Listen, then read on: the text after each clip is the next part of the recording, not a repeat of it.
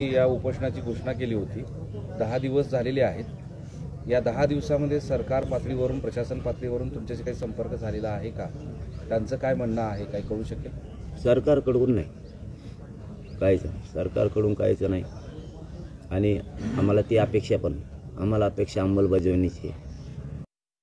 तुम्ही ते 15 तारखेला करा किंवा माझं तर सरळ म्हणणं आहे, तुम्ही विशेष अधिवेशन बोलवा। कॅबिनेटला ते अधिकार आहेत विशेष अधिवेशन बोलवायचे। तुम्ही अधिवेशन बोलवा, जसं की मंगळवार बुधवार हे कायद्याच्या नियमानं ठरलेली कॅबिनेट असते। तुम्ही सोमवारी घेऊ शकलात आत्ताच्या, तर कॅबिनेटच्या माध्यमातून तुम्हाला विशेष अधिवेशन बोलवण्याचा अधिकार आहे। तुम्ही विशेष अधिवेशन हे 1-2 दिवसात बोलवा आणि सगळ्या सोयऱ्याच्या कायद्याच्या अंमलबजावणी तातडीनं करा, त्याचं कायद्यात रूपांतर करून। मागासवर्ग आयोगाचा अहवाल आलेला आहे 2 तारखेला, तो स्वीकारून त्याचाही तुम्ही टिकणारा कायदा बनवा ना। केसेस मागं घेण्याची प्रक्रिया आणि साधा विषय हो, हैदराबादचं गॅजेट शिंदे समितीने स्वीकारणं हा साधा विषय। बॉम्बे गव्हर्नमेंटचं गॅजेट स्वीकारणं साधा विषय शिंदे समितीसोबत। सातारा संस्थांचं गॅजेट स्वीकारणं हे साधा विषय, कारण त्यावेळेस ते शासक होते, आता तुम्ही शासक आहेत। तुम्ही त्याला शासकीय दर्जा द्या ना। जे आम्ही पुरावे नाही तरी घ्या म्हणतोय का? आहेत ते पुरावे घ्या म्हणतो। तुम्हाला समजत कसं नाही नेमकं आम्ही काय म्हणतोय? आम्ही आहेत ते पुरावे घ्या म्हणतोय सरकारला। आम्ही असं म्हणत नाही आडमोठेपणा की पुरावाचं नाही तुम्ही घ्या, पुरावे आहेत ते घ्या म्हणतोय। तुम्ही आहेत ते घ्या ना। आता गॅजेट उपलब्ध आहे, आपण सुद्धा वाचलंय त्या दिवशी। मग असणारं घेत नाही म्हणलं म्हणजे तुम्ही नेमकं करणार काय? मी नाही सोडू शकत। मी माझी पुन्हा एकदा जीव कोणाला लावायची तयारी ठेवलेली। मी माझ्या रायगडाचं दर्शन घेऊन आलेलो शेवटचं। सगळे सोयऱ्यांच्या कायद्यासंदर्भातच एकच विषय आहे का? किती मागण्या आता या तुमच्या उपोषणाच्या काळामध्ये तुम्ही सरकारकडे ठेवणार आहात? ज्या पूर्वीच्या आहेत 7 त्या 7 त्यांच्याकडे दिले। पुन्हा एकदा सगळ्या एकापासून सांगाल? आपलं सगळ्या सोयऱ्यांचा कायदा हा याची अधिसूचना राजपत्रित काढली। ओबीसी आरक्षण ज्या कायद्यानुसार दिलंय त्या कायद्यात दुरुस्ती करून सगळ्या सोयऱ्यांचा कायदा पारित करणं आणि त्याची अंमलबजावणी करणं। व्याख्या त्याची सगळ्या सोयऱ्यांची मराठा समाजात पिढ्यानपार परंपरेनुसार ज्या लग्नाच्या सोयरीकी जुळतात, गणगोतातील लग्नाच्या सोयरीकी जुळतात, त्या राज्याअंतर्गत येणाऱ्या सर्व सोयऱ्यांना नोंद नसली तरीही ज्या मराठ्यांची नोंद मिळाली त्या नोंदीच्या आधारावरच कुणबी प्रमाणपत्र देण्यात यावं ही व्याख्या आपण त्यांना 3 महिन्यापासून दिलेली। या व्याख्यासह ती करावं ते एक मुद्दा। ज्या 57 लाख नोंदी सापडल्या त्यांचे तातडीनं पत्र वितरित करणं। तिसरा मुद्दा, ज्या सगळ्या सोयऱ्यांची जे सगळे सोयरे आता प्रमाणपत्र घेणार आहेत, ज्याची नोंद मिळाली त्याच्या आधारावर फक्त शपथपत्राच्या आधारावर घ्यावं। तपास करणं, ग्रह चौकशी करणं याला खूप किचकट प्रक्रिया आहे, त्या आधारावर घेणं। त्यांच्या परिवारांना ज्यांच्या नोंदी सापडल्या त्यांच्या परिवाराला तातडीनं तुम्ही जे मध्ये शिबिरं म्हणले होते लावले ते शिबिरं सगळे बंद आहेत। तुम्ही जे ग्रामपंचायतला चिटकू म्हणले होते ज्याच्या नोंदी सापडल्या त्या पण फक्त राज्यात 8% ग्रामपंचायतला चिटकेले आहेत, फक्त 8%। 92% ग्रामपंचायतला माहीतच नाही की नोंद सापडली कुठं। हे झाले आपले 3 मुद्दे। आपला अंतरवालीसह राज्यातले सगळे गुन्हे मागं घेण्याचं इथं त्या आलेल्या 7चे 7 मंत्र्यांना उपोषण सोडताना शब्द दिलेला आहे आणि त्यांच्यावर विश्वास ठेवून आपल्या मीडिया त्यावेळी साक्षीला आहे बांधव सगळे की त्यांनी तो शब्द दिला होता। त्याची प्रक्रिया आणखी सुरू झालेली नाही। हैदराबादचं गॅजेटसुद्धा ते घेऊ म्हणले होते। 5वा मुद्दा आहे आपला की हैदराबादचं गॅजेट, बॉम्बे गव्हर्नमेंटचं गॅजेट आणि सातारा संस्थांचं म्हणजे महाराष्ट्रातल्या मराठ्यांना ज्यांच्या नोंदी सापडल्या नाही त्या गॅजेटच्या माध्यमातून ते आरक्षणात येणार आहेत, तेही यांनी आत्तापर्यंत घेतलेलं नाही। नेमकं हे करतेत काय आम्हालाच कळत नाही। आणि शिंदे समितीचं काम हे इतकं युद्ध पातळीवर त्यांनी वाढवायला पाहिजे। तिला 1 वर्षाची मुदत द्या म्हणून सांगितलेलं आहे, म्हणजे तिने ते सापडतच राहिले पाहिजेत पुरावे सारखे। त्याच्यासाठी मनुष्यबळ हे 24 घंट्यासाठी त्यांना द्या आम्ही सांगितलं होतं। ते कधीतरी उठतंय आणि सापडायला सुरुवात, कधीतरी 8-15 दिवसातून एखाद्या वेळेस ती समिती कुठेतरी येते, बसते, माघारी जाते। बाकीचे लोक काय काम करतात? लोकांच्या नोंदी असून अर्ज केलेले असून सुद्धा प्रमाणपत्र दिले जात नाही। ही काय प्रकार? आणि आपला 7वा मुद्दा की मागासवर्ग आयोगाचा जो अहवाल आहे नव्यानं गठीत करा, त्यांनी नव्यानं गठीत पण केला, अहवाल पण घेतला, मग आता ते स्वीकारून त्याचा कायदा तर पारित केला पाहिजे। असे आपण त्यांना एकूण 9 मागण्या दिलेल्या आपण त्यांना. परंतु सगळ्या सोयऱ्यांचं याच्यात मुख्य भूमिका ही आहे की सगळ्या सोयऱ्यांची आम्हाला कायदा पाहिजे आणि त्याची अंमलबजावणी पाहिजे. महाराष्ट्रातल्या अंतरवालीसह सगळ्या केसेस मागं पाहिजेत. हैदराबादचं गॅजेट त्यांनी घ्यायलाच पाहिजे, कारण ते स्वीकारल्याशिवाय पर्याय नाही. बॉम्बे गव्हर्नमेंटच्या गॅजेटसह आणि सातारा संस्थांच्या गॅजेटसह. दुसरा मुद्दा असा आहे की तुम्ही आज उपोषणाला बसणार आहात. उपोषणाला बसण्याच्या आधीचे हे जे काही 5-6 दिवस होते, या कालावधीत सरकारकडून तुम्हाला कोणी संपर्क केला का? सध्याची काही प्रोग्रेस आहे त्याच्याबद्दल सांगितलं का? एकूण प्रमाणपत्र किती वाटप झालेत? नव्याने आणखीन काही नोंदींमध्ये वाढ झाली का? या संदर्भातली काही माहिती दिली आहे का? आणि नव्यानं काही आश्वासन दिलं आहे का वेगळं? 54 लाखापैकी 57 नंतर झाल्यात वाशीत गेल्याच्या नंतर. 54 लाखात त्यांनी एकूण 40 लाख प्रमाणपत्र वितरित केलेत असं स्पष्ट त्यांनी शासन निर्णयावरती लिहून दिलं. बाकीच्यांना ज्यांनी त्यांच्या वंशावळी जुळवणं चालू आहे असं त्यांनी सांगितलं आणि आम्हाला ते पटलं की पटण्यासारखं ते वंशावळी जुळवणं. पण परिवाराला त्यांच्या द्यायला अडचणी काय येत्या जाणून आता वंशावळ तर सिद्ध झाली, ज्याचं प्रमाणपत्र मिळालं त्याची वंशावळ सिद्ध झालेली, त्याला अडचण काय तुम्हाला ताबडतोब द्यायला? त्यामुळं तेही करतोच बोलले. आणि ते शिबिरं त्यांनी बंद केले ते सुद्धा सुरू करायला पाहिजेत.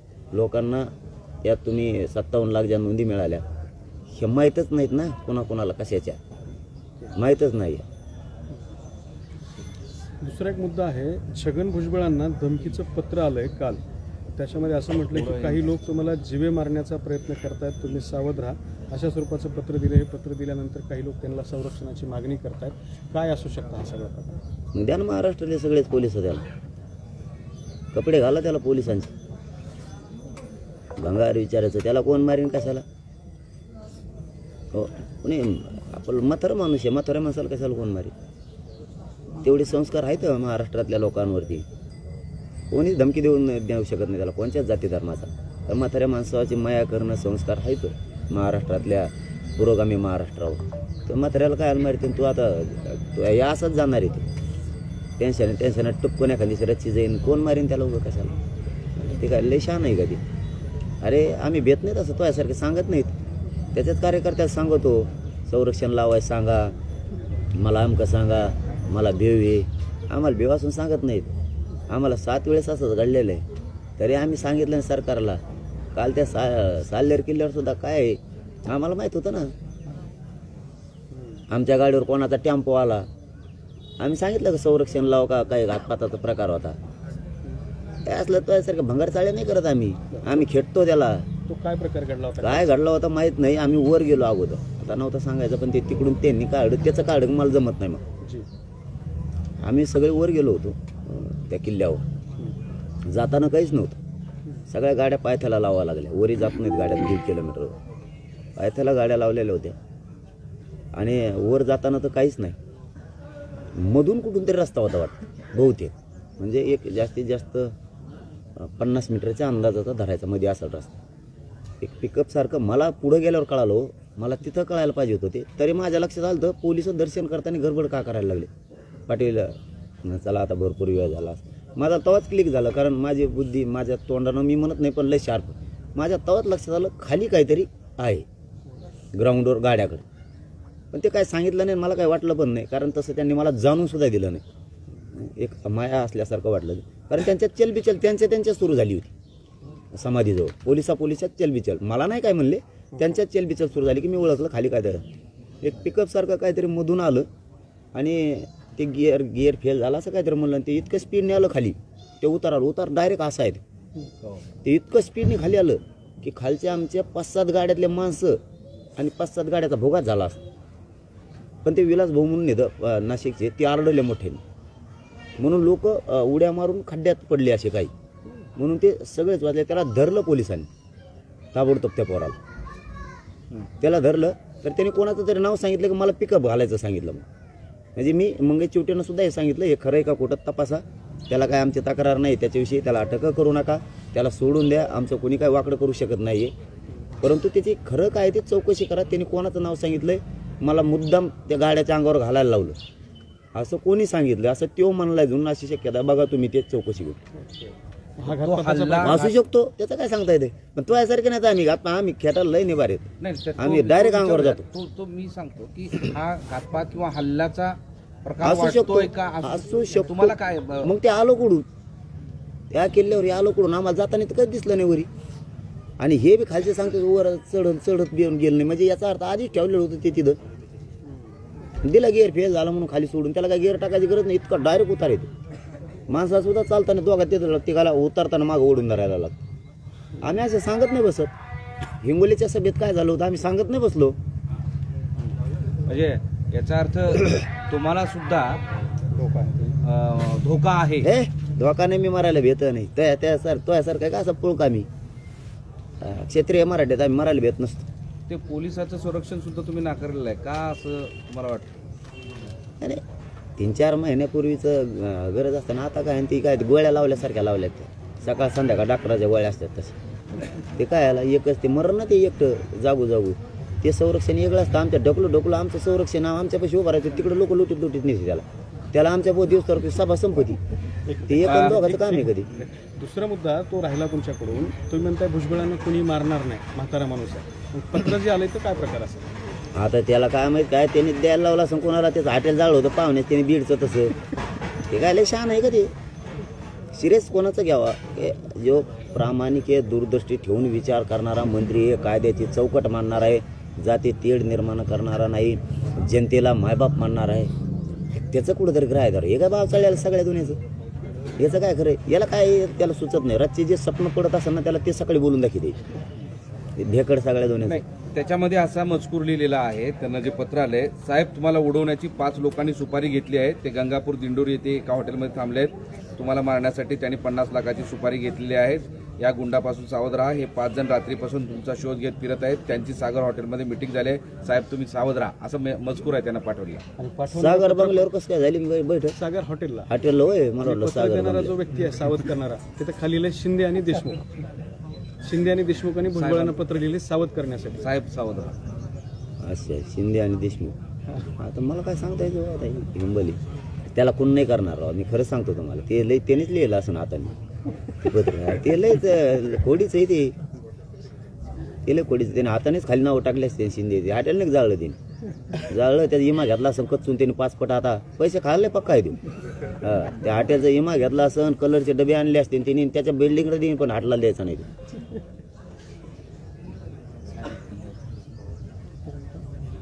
तुम्ही हिंगोलीच्या सभेचा उल्लेख केला होता. हिंगोलीच्या सभेत काय झालं होतं थोडक्यात थोडं तसं लय प्रकारे जाऊ द्या. म्हणजे खरं सांगतो मी त्याच्यापेक्षा ते अमरावती सुद्धा झालेलं आहे. आमचेच पोरं खेळले तिथं.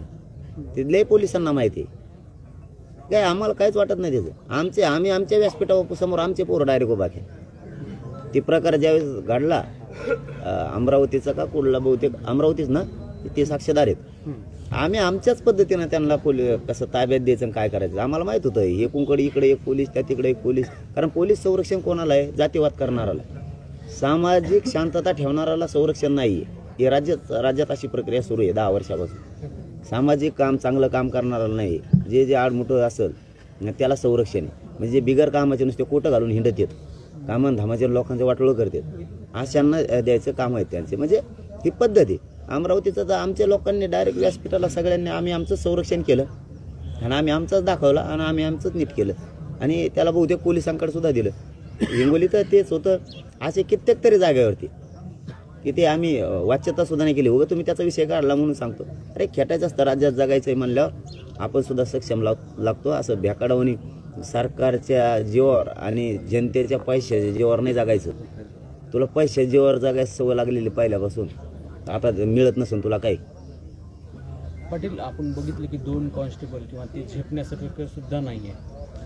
अशा वेळी तुम्हाला वाटत नाही का की चांगलंच संरक्षण असावं म्हणून आपल्यामुळे? गरज नाही म्हणता तुम्ही, आवश्यकता नाही. प्रसंग आहेत काय असतं दादा तुम्हाला तसा अनुभव पण आलेला आहे. मग असं वाटत नाही का चांगलं संरक्षण असावं? पण आम्ही कणत नाहीत त्यासारखं हरभरे खाऊ अच्छा बळत. तू काही खातो मग तुला संडास नाही लागायची तर काय होईल? तू नीट खाय ना जर शिक. नीट राह नीट खाय. तुला पचन भीती वय झालेलं आहे आपलं. मापात बोल. तू असं बोलतो की एखाद्या देशाचं नाही का लय दुश्मनी असते तसं तू बोलतो असं गेले आणि तुला वाटतं तू तसं बोलल्यामुळे मी भिन तुला काळा होता तुला लाल झाला 7-8 दिवसात. इतका टेन्शन घ्यायला लागला तू. फुटन ना तू वाटतं कुरं येडपाटा. एवढं टेन्शन कशाला घेतो तू? तो वय बी नाही आता. मी चांगल्याला ही करत नाही. तो म्हणतो मी चांगले अंगावर शिंगावर का अंगावर घेतले मागं म्हणला जाय. तू मला नको घेऊ, मी लय नमून आहे. तू माझ्या नादी नको लागू, मी तो पुरी जिरवी. 2 वेळा उपोषण केले आणि फायनली म्हणजे अंतिम म्हणून तुम्ही मुंबईपर्यंत पोहोचले. तेव्हा असं वाटलं होतं का की आता या पुढच्या काळात या विषयासाठी आंदोलन करण्याची गरज नाही? तुम्ही म्हणाले होते की हे शेवट आता नाही तर कधी नाही असं म्हणाले होते. आणि शेवटी आजची वेळ आली, आज उपोषण तिसऱ्यांदा करण्याची वेळ आली. मला वाईट वाटतं या सगळ्या गोष्टींमुळं, सरकारच्या या सगळ्या भूमिकेमुळं? नाही वाईट वाटायचं नाही आणि विश्वासाचं बी असं पण काय नाही. आणि मी शेवट जे म्हणलो होतं, आता हे शेवट आहे ते कायदा बनवण्यासाठी म्हणलेलं आहे. कारण आम्हाला लय टप्पे आहेत दादा मराठ्यांना. बाकीच्यांना सहज मिळतं, त्याला सहज मिळत. आंदोलन आम्ही करतो खातो त्यो सहज त्याला मिळतं. आम्हाला मराठा समाजाच्या जातीला सहज काहीच मिळत नाही. त्याच्यामुळं आम्हाला कायदा बनवण्यासाठी ते शेवटची मुंबईतली धडक होती आमची. आम्हाला माहितीच आहे ना, आणि सगळ्या महाराष्ट्रालाच माहिती कायद्याची प्रक्रिया कशी असते. त्याच्यामुळं त्याला 15 दिवसाचा वेळ लागतो. आम्हाला टक्कर द्यावीच लागणारी, पण कायद्यासाठी आमच्यासाठी सगळ्यात मोठी टक्कर गरजेची होती. कारण ते चॅलेंज होतं आम्हाला, खूप मोठं चॅलेंज आमच्यावरती होती, जबाबदारी होती समाजावरती की सगळ्या सोयऱ्यांचा कायदा हा ओबीसीच्या कायद्यात घालायचा. ती जर वेगळी मागणी असती ना दादा तर त्याचा शासन निर्णय एका क्षणात झाला असता. पण सगळ्या सोयऱ्यांचा कायदा शासन निर्णयावर नसता टिकला, म्हणून त्याला ओबीसी आरक्षणात 2001च्या कायद्यात घालणं खूप गरजेचं होतं. आणि ते गेलं. आता ही अंमलबजावणीचं ही लढाई, अंमलबजावणी तर मी घेणार आहे. शेवटी आता सरकारनं ठरवायचं काय करायचं. पण एक सांगतो माझ्या मायबाप मराठा समाजाला, महाराष्ट्रातल्या आपल्याला ही अंमलबजावणी घ्यायची आणि हे जिंकायचं. कारण आपला महागुलाल आणि महादिवाळी राहिली आणखी. आणि सरकारलाही सांगतो की तुम्ही गाफील राहू नका. माझा घराघरातला मराठा समाज जर मला जास्तीचा त्रास व्हायला लागला तर घराघरातला मराठा समाज तुम्हाला रोडवर दिसणार आहे. घराघरातला करोडोत पुन्हा एकदा. दुसरा एक मुद्दा आहे, तुम्ही सातत्याने म्हणतात की मंडल आयोगाला चॅलेंज करणार आहे. तर त्या संदर्भातली आत्ता तुमची काय भूमिका? नाही, माझी तीच भूमिका त्यावेळेस होती, तीच आत्ता पण. फक्त त्यांनी भूमिका बदलावी. गोरगरीब ओबीसीसाठी ही माझं प्रामाणिक मत. मला मंडल कमिशन चॅलेंज करायचा नाही. पण त्यांनी पडद्याच्या पाठीमागं राहून आमच्या लेकराचं वाटोळं करायला लागला तर मी मंडल कमिशन चॅलेंज करणार. त्याला माहिती आहे मंडल कमिशन कसं चॅलेंज होतो, मलाही माहिती. कारण राज्याने स्वीकारला की केंद्राने स्वीकारला हे त्याला माहिती. मंडल कमिशन माननीय सुप्रीम कोर्टानं तो स्वीकारला की नाही स्वीकारला हे त्याला माहिती. सॉरी. आणि चॅलेंज होतोय का नाही होत हे त्याला पक्का माहिती, म्हणून त्याला झाला. पण मला गोरगरिबांचं वाटोळं करायचं नाही, त्यासारखी वाईट नियत आमची नाही. पण ओबीसी बांधवांना त्याला फोन करून सांगावं, तू नीट राह, तू राजकारणी आहे, तो यासाठी आमचं वाटोळं करू नको. कारण आमच्या लेकराचे मुर्दे पडायला लागले आरक्षणामुळे, तर मी विचार नाही करणार. मंडल कमिशन त्याला चॅलेंज झालेलं दिसतं. त्याला इथून मग जे सांगितलेलं आहे त्यांनी सिरियस घ्यायचं आणखीन तरी. कारण तो पार संपलेला आहे कार्यक्रम. तो आता तू मोगम पांढरा होऊन काही उपयोग नाही तुझा. तुला चांगलं माहिती आहे, तू जे मिळून देणार नाही मला ते मी मिळविलेलं आहे. तू जर म्हणला ना मंडल कमिशन चॅलेंज होत नसतो आणि तू करून दाखवतो, मी करीत असतो. तुम्हाला चॅलेंज नको दे. फक्त मी गोरगरीब ओबीसी बांधवांसाठी आणखीन पाऊल उचला ना. आम्ही त्याविषयी वकिलांची बैठक घेतलेली 250. एका दिवसात आम्ही याचिका दाखल करणार आहोत. तरी मी नाही म्हणून सांगितलं. थांबा म्हणलं, ते थांबतोय का बघू.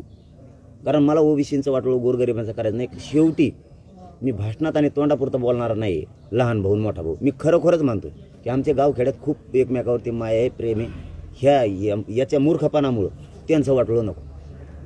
दुसरा एक मुद्दा आहे की जसं भुजबळांना त्यांचे कार्यकर्ते संरक्षेची मागणी करतात, तसंच तुमचे कार्यकर्ते सुरक्षेची मागणी करतात. मात्र तुमच्या समोर किंवा समोर येऊन बोलायला ते दचकत आहेत.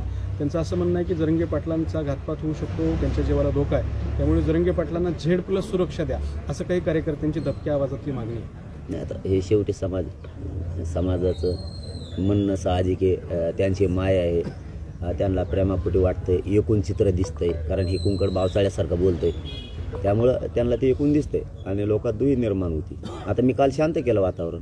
चला ते बी सांगायचं नव्हतं तरी सांगतो. काल कोणचं गाव होतं मला आठवत नाही, श्रीगोंद्याला सभा होती का. माणसानं बोर्ड काढायला पाहिजे. समजा असतील मतभेद तर एकामेकाची हरकत नाही. म्हणजे मी समजून घेणार आहे संकेत पण, आणि वैचारिक मतभेद समजून घेणार आहे. दुश्मनी नाही, वैचारिक मतभेद असायला पाहिजेत. आणि 100% विचार ते असले पाहिजेत. त्यांनी यांचा बोर्ड लावला तर त्यांनी त्यांचा काढून टाकला, यांनी काढला, हे वैचारिक मतभेद आहे. तुम्ही भगवे झेंडे काढता म्हणजे त्याचं सांगून संपू दे आंदोलन, तू काढून दाखव बरं भगवे झेंडे, मग सांगतो तुला. तरीही मी त्या गावात जाऊन शांतता केली. रात्री ते SP सुद्धा खुश झाले तिथले. मी सांगितलं मराठ्यांनी शांत राहा, काढू द्या काढायचं, एकदा आरक्षण मिळू द्या. त्यांनी जरी सांगितलं असतं त्यांना, म्हणजे तुमची एखाद्या गावात संख्या जास्त आहे, काहीतरी गावाचं नाव आहे, मला आठवणं त्या गावाचं नाव आता, तुमची एखादी संख्या आजूबाजूने आम्ही येत ना, मग तुम्हाला तसं करायचं, तुम्हाला मग आता शेवटी खेटायचंच का? मग त्याचं ऐकून तुम्हाला म्हणजे वातावरण दूषित करायचंच का? मग आजूबाजूला बी आमचे गाव आहेत, मग तुमचं एखादं कुठं तरी असेल. तरीही मी ते शांत केलं वातावरण. रात्रीचा विषय सगळ्या मराठ्यांनी टाळ्या वाजल्या आणि सभेतल्या काही OBC बांधव आलेल्याने सुद्धा टाळ्या वाजल्या. तिथल्या पत्रकार बांधवांनी सुद्धा सांगितलं की याला म्हणतात काम करणं, कारण तो तिकडून सांगतो. कोणतरी PSI तिथला बोलला नुसता म्हणून त्याला SP नोटीस दिली. तो काय केलं, माझ्याबद्दल काहीतरी कोणतरी बोललं होतं, तर त्याला त्या PIनं नेलं असेल किंवा बसून ठेवलं असेल, सोडून दिलं असेल. त्याला SP नोटीस देतो. म्हणजे बघा, हे पागल तो येवल्याचं बधीर झालेलं चिल्लर कामावर सुद्धा SPला फोन आला होता माझ्यासाठी. ते चिल्लर आणि त्या गावातल्या लोकांना बळ देणार. तू काय म्हणणार, त्यांचे झेंडे काढा, बोर्ड काढा. अरे तुला माहिती आहे का, आयुष्याची दुश्मनी लागून जाईन बधीर. तुला आता मारायला टेकलेला आहे. आयुष्याच्या लोकांच्या दुश्मनी लागतात, तर बांधावर सुद्धा एकामेकाला येऊ द्यायचे नाहीत. इतकं तर मूर्ख आहे ते. खरंच त्याच्यासारखा बेअक्कल माणूस आणि मंत्री मी भारतात नाही बघितलं. त्याच्या पक्षाला माझी विनंती आहे आजच्या प्रेसच्या माध्यमातून, त्याच्या पक्षातल्या नेत्याला, अजित पवार ते कोण आहे मला नाही माहीत, त्यांच्या पक्षातला नेता कोण आहे, त्यांच्या नेत्यांना माझी विनंती आहे, तुम्ही त्याला बळ दिल्यामुळं तुमच्याच जातीला, ह्या माझ्या जातीला त्रास व्हायला लागला. तुम्ही बळ दिल्यामुळं जरा थांबवायचा विचार करा. कधी काळी जातीचा विचार करा, जात संपू देऊ नका. हो, कारण तो इतका फडफड करायला लागलाय आणि किती दिवस करी नाही की लय झालं तर आता हे निवडणुका पोत करी. ते असंही पण तुम्ही एक ध्यानात ठेवा, तुमच्या त्या बळामुळं इकडं मराठा समाजाला खूप त्रास व्हायला लागला. कुठं झेंडे काढन, कुठं बोर्ड काढन. तुम्हाला माहिती आहे, तेवढंच एक गाव आहे तिथं बाजून सगळे मराठ्यांचे. उद्या जर दुश्मनी कायमची लागली तर तुला काय होतं, तू बसशील तिथं, झोपशील, येशील. यांची कायमची दुश्मनी लागून म्हणून मी रात्री ते शांततेत सगळ्या त्यांच्याच गावात जाऊन सांगितलंय. परत मराठ्यांनी शांत राहायचं, अजिबात OBCच्या अंगावर जायचं नाही आणि OBCने सुद्धा यायचं नाही. त्याचं ऐकून आपलं वाटोळ करून घेऊ नका. एकदा जर तेड पडला ना, आयुष्यभर तेड निघणार Z+ नाही. आता ते समाजाचं म्हणणं आहे, समाजाबद्दल मी नाही बोलू शकत. समाजाचं शेवटी माया आहे समाजाला. समाजाला जे वाटतंय ते वाटतंय, त्यामुळं समाजात मी काय बोलू. परत समाजाला कसं नाराज मी करायचं. पण सरकार आपल्यासाठी नाही आहे.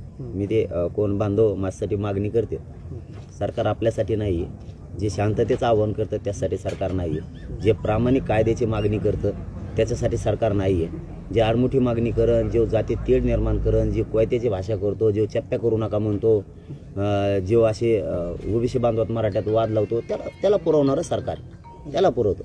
कारण शेवटी गृह विभाग कसा चालवायचा, तर गृह विभागाचे नवीन नियम येत वाटतं. ती जे असे भाषा बोलल त्याला पूर्वी जायचं. गुन्हे कोणाच्या मागं घ्यायचे, त्यांच्याकडे येणाराचे किंवा त्यांचं ऐकणाराचे, बाकीच्यावर टाकायचे. बहुतेक असे नवीन एक गृह विभागाचे रूल निघालेत वाटतं. बहुतेक राज्याची माहीत नाही आम्हाला, पण त्यांना पूर्वी जायचं. जे कोणीच काही करत निष्पाप ते उचलायचे ना मध्ये टाकायचे, जे करते त्याच्या गळ्यात हात घेऊन टाकायचं, चालायचं. असे काहीतरी नवीन नियम निघलेत वाटतं गृह मंत्रालयाचे. त्याला घेऊन फिरायचं संघ, काही अडचण नाही. मग त्यांनी किती घोटाळा केलेला असो तरी त्याला घेऊन फिरायचं. त्याला कपडे घेऊन द्यायचे, त्याला टोपी टावेल घेऊन द्यायचं एक, त्याला सुपारी नारळ द्यायचं, पान द्यायचं खायला, करदोडा द्यायचा त्याला बांधायला, नरड्याला नाही कमराला. म्हणजे हे बहुतेक गृह विभागाचे नवीन रूल निघाले. ज्या जनतेने त्या राजगादीवर बसवलंय त्यांच्याकडे नाही बघायचं, असा नवीन रूल आहे गृह मंत्रालयाचा निघाला वाटतं. अशा मंत्री भुजबळ यांच्या वक्तव्याची किंवा त्यांनी त्यांच्या ॲक्टिव्हिटीची दखल तुम्ही घेत आहात म्हणून ते चर्चेत आहेत. जर तुम्ही बेदखल केलं तर महाराष्ट्रात फारशी त्याची दखल कोणी घेणार नाही अशी चर्चा आहे. तुम्हाला मी बी नसती घेतली, पण ते बोल मला नाही निघत दम. कारण मी काय ते असं कोणाचा रुपये खाऊन पिऊन नाही किंवा कोणाच्या अर्धी भाकर खात नाही. ते बोलला की मी दम धरीत नाही. आणि त्याला थांबा, त्याला आता मला एकदा आरक्षण मिळून द्या, त्याच्यात किती दम आहे खरंच मला एकदा बघायचं. ते लयच वळवळ करतोय ना, आणि लोकात आमच्यात वाद घालतोय. वाटतं तसं तुम्हालाही वाटतं का की तुम्ही दखल घेताय म्हणून त्यांची राज्यामध्ये चर्चा आहे किंवा त्यांची लोक दखल घेतात? नाही, संपलेलंच होतं ते. मधून आलं तर त्याला कोणी गिनीतच नव्हतं. परतच जाणार होतं वाटतं ते मध्ये. पण थांबिलं कारण गृह मंत्रालयाचे काही रूल आहेत, काही केशी मागं घ्यायचे, त्याच्यामुळं वाचायला ते असं आहे ना ते. कारण नवीन रूल आहेत आणि आमच्यावर केशी टाकायचे रूल आहेत नवीन, काही नाही केलं तरी बी आमच्यावर टाकायच्या मराठ्यावर. म्हणजे तुमचा असा दावा आहे का की मंत्री भुजबळ यांचं पुनर्जीवन तुम्ही त्यांना पुनर्जीवन दिलेलं आहे?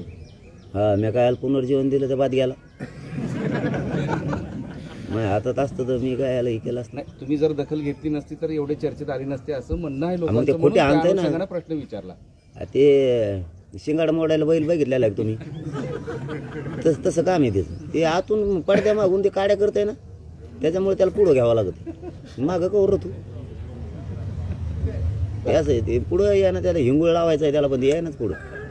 मूळ विषय आता तुम्ही म्हणताय की 1-2 दिवसात अधिवेशन घ्या आणि कायदा करा, विषय मार्गी लावा.